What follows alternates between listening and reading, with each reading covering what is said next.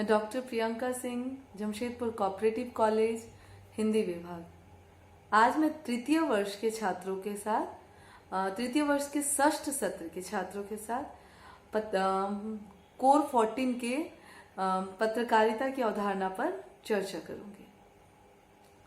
पत्रकारिता शब्द से हम सभी परिचित हैं, ठीक है।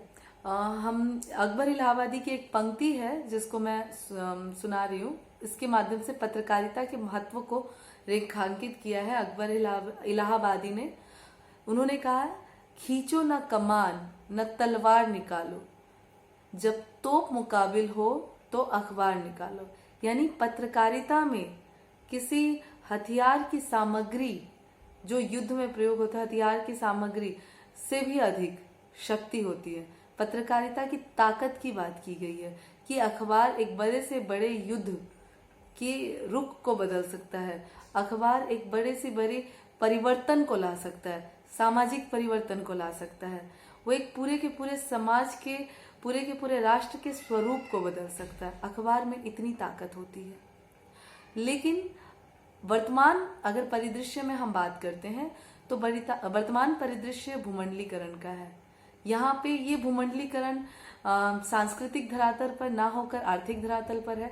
यानी यहाँ लाभ और हानि ही सबसे प्रमुख तत्व है। इस दृष्टिकोण से अगर हम देखें तो ये पत्रकारिता भी इस भूमंडलीकरण का आज हिस्सा बन गया है। आज ये कॉरपोरेट व्यवसाय में रूपांतरित हो चुका है, जहां सिर्फ सर्कुलेशन और टीआरपी को ध्यान में रखकर अपने समाचारों को, अपने न्यूज को दिया जाता है, प्रसारित किया जाता है, ताकि अधिक से अधिक विज्ञापन प्राप्त हो सके। और ये विज्ञापन क्या है? इनकी कमाई का स्रोत है।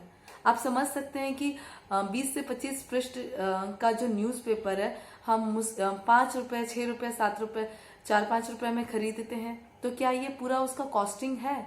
नहीं है। तो ये उसकी कमाई का माध्यम क्या? ये विज्ञापन है। तो हम उनकी सर्कुलेशन जितनी ज्यादा होगी, वो विज्ञापन की रेट उतनी ज्यादा हाई रखेंगे, उनको विज्ञापन उतने ज्यादा मिलेंगे। तो इस दृष्टिकोण से देखा जाए तो पत्रकारिता आज एक व्यवसाय में परिवर्तित हो गया है। तो पुराने सिद्धांत जो थे पत्रकारिता को लेकर, जो गणेश विद्यार्थी के समय थे, जो हमारे पुराने प्रेमचंद के समय के थे, वो पुराने सिद्धांत अब कहीं ना कहीं धूमिल होते जा रहे। इस भूमंडलीकरण के दौर में कॉर्पोरेट व्यवसाय बन गया है इस वजह से। लेकिन फिर भी अगर हम कहें, अगर देखते हैं अगर पत्रकारिता के स्वरूप, उसके अवधारणा को जानना चाहते हैं, तो पत्रकारिता आज भी समाज का प्रहरी माना जाता है। अगर हम विभिन्न विद्वानों के मतों को देखेंगे तो पत्रकारिता की अवधारणा को हम अच्छे से समझ पाएंगे। उसमें हम देखते हैं, प्रोफेसर सुरेंद्र सिंह लिखते हैं, समय और समाज के संदर्भ में रहकर, सजग रहकर नागरिकों में दायित्व बोध कराने की जो कला है वो पत्रकारिता है। यानी प्रोफेसर सुरेंद्र सिंह की दृष्टि में समय और समाज के प्रति जो दायित्व बोध कराता है वो पत्रकारिता है। यानी ये समाज को जागरूक बनाता है।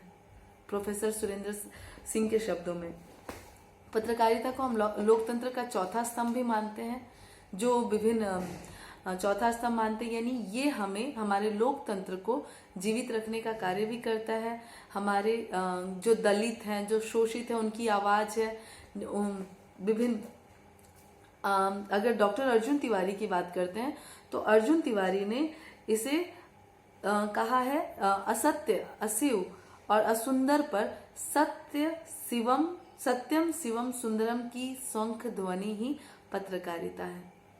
यानी डॉक्टर अर्जुन तिवारी के हिसाब से लोकमानस की अभिव्यक्ति पत्रकारिता है, सामयिक घटनाओं का प्रकाशन पत्रकारिता है।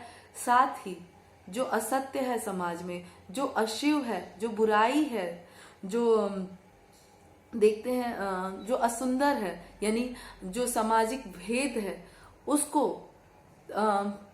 परिवर्तित करके सत्यम शिवम सुंदरम की खोज करना ही वास्तव में पत्रकारिता है।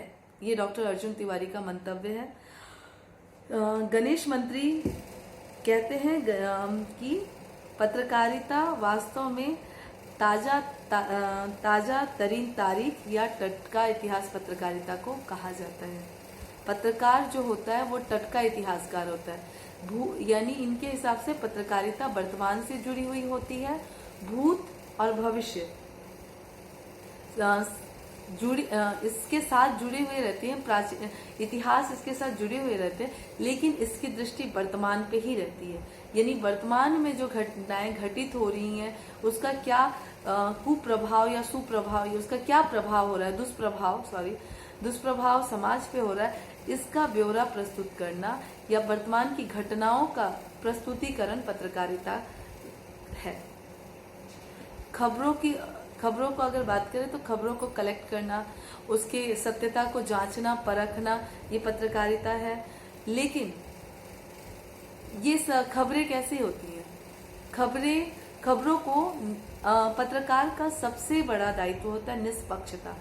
पत्रकारिता की सबसे बड़ी जिम्मेदारी होती है पत्रकारिता निष्पक्ष हो, यानी वो किसी के प्रति मोह में ना बंधी हो, किसी के प्रति बायस ना हो, वो सत्य को सामने रखे, ईमानदारी के साथ रखे, निष्पक्ष होकर सत्य को प्रमाणित करे।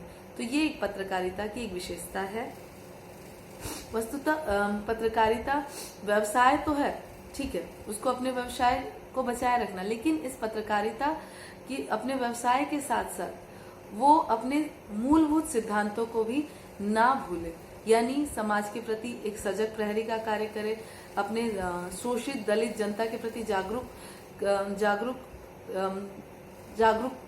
दृष्टि अपनाए, जागरूकता को रखे, घटनाओं को निष्पक्ष तरीके से जनता के सामने रखे, सरकार और जनता के बीच संपर्क सूत्र एक पत्रकारिता स्थापित करती है, पत्रकारिता बनाए, सरकार की नीतियों की सही दृष्टि से आलोचना करे। ठीक है, तो पत्रकारिता वास्तव में मानवीय जीवन की सरोकार से संबंधित है। जिस तरह से साहित्य मानवीय संवेदनाओं को वहन करता है, उस तरीके से पत्रकारिता भी मानवीय चेतना को जागरूक बनाए रखने का कार्य करता है। अब हम अगर पत्रकारिता की प्रकारों की बात करें तो पत्रकारिता आज विभिन्न प्रकारों में बांट कर देखते हैं। चूंकि पत्रकारिता का विस्तार हो चुका है, पहले हम इतने भागों में बांटकर नहीं देखते थे, एक ही पत्रकार विभिन्न बीट पे जाके न्यूज लेके आ जाता था। लेकिन अब पत्रकार क्या होता है, उनको बीट दिया जाता है, खेल जगत से जुड़ा हुआ बीट, राजनीतिक जगत से जुड़ा हुआ बीट, तो ये बीट पे आधारित पत्रकारिता अब हुआ करती है। तो इस आधार पर अगर हम देखें तो पत्रकारिता को हम विभिन्न भागों में बांटते हैं। तो विभिन्न भागों में आर्थिक पत्रकारिता है, राजनीतिक पत्रकारिता है, स्वास्थ्य पत्रकारिता है, खेल पत्रकारिता है, विज्ञान पत्रकारिता है, बाल पत्रकारिता है, साहित्यिक पत्रकारिता और भी कुछ श्रेणियां हैं, लेकिन मूलतः मोटे तौर पे हम इनको इन भागों में ही बांट कर देख सकते हैं। आगे इन भागों पर डिटेल में चर्चा हम अगले वीडियो में करेंगे। आज बस यही।